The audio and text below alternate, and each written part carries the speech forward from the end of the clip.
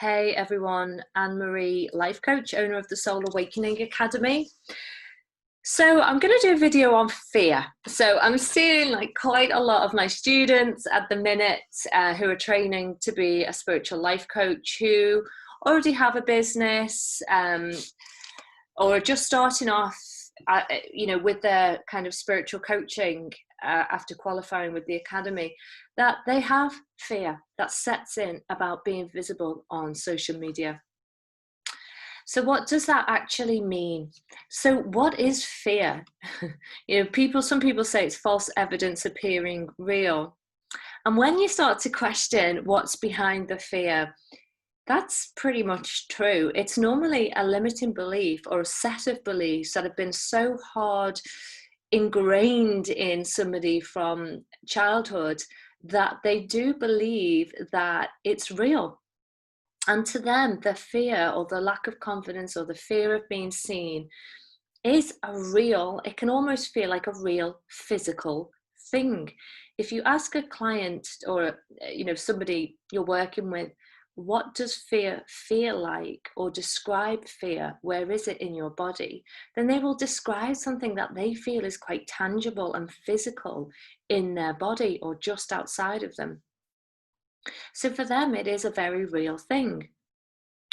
Although it's not real in the sense like this pen might feel real, like I can pick it up and I can touch it and I can move it around and I can throw it over there and it has its uses.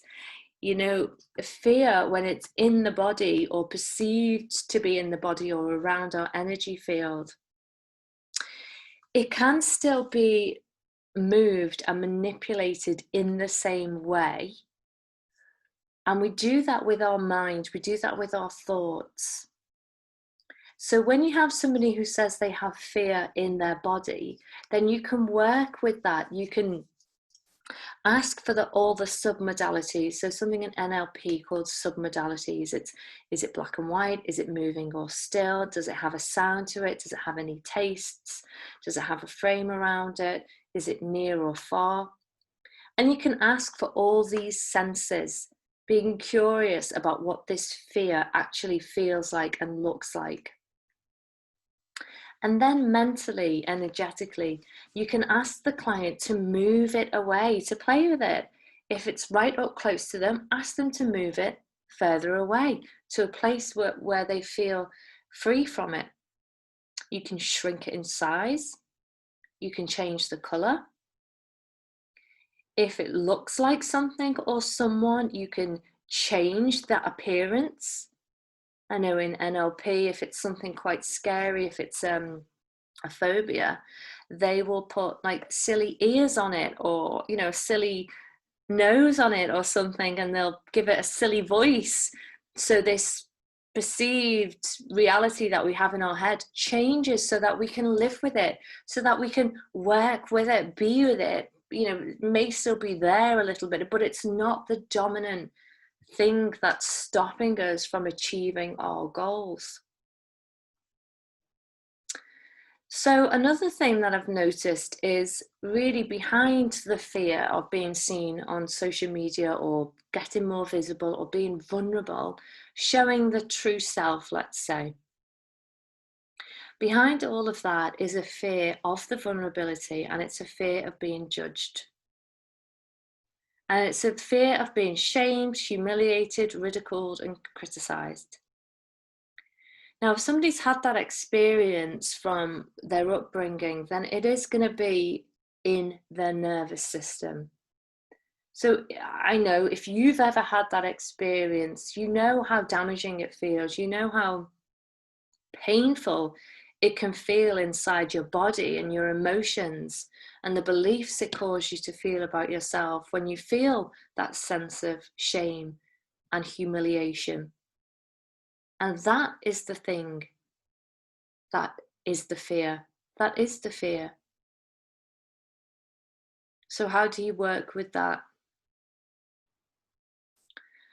The one thing that has helped me, as I did have a huge confidence issue, was you have to stop judging yourself. If you continue to judge yourself, you will continue to be eaten up inside about the thoughts that other people are going to judge you negatively as well.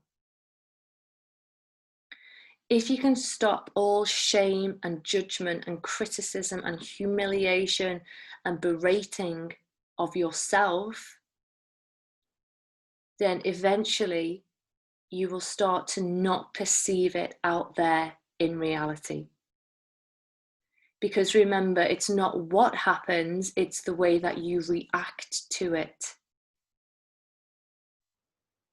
And if you judge yourself, if you are ashamed of yourself, if you don't particularly like or love a certain aspect of yourself, if you feel you can't be yourself, if you feel vulnerable about being yourself, if you feel ashamed of who you are and what you stand for, if you continue doing that to yourself, being your own worst critic and not your best friend or your best supporter or your best coach, then you will always live with that fear.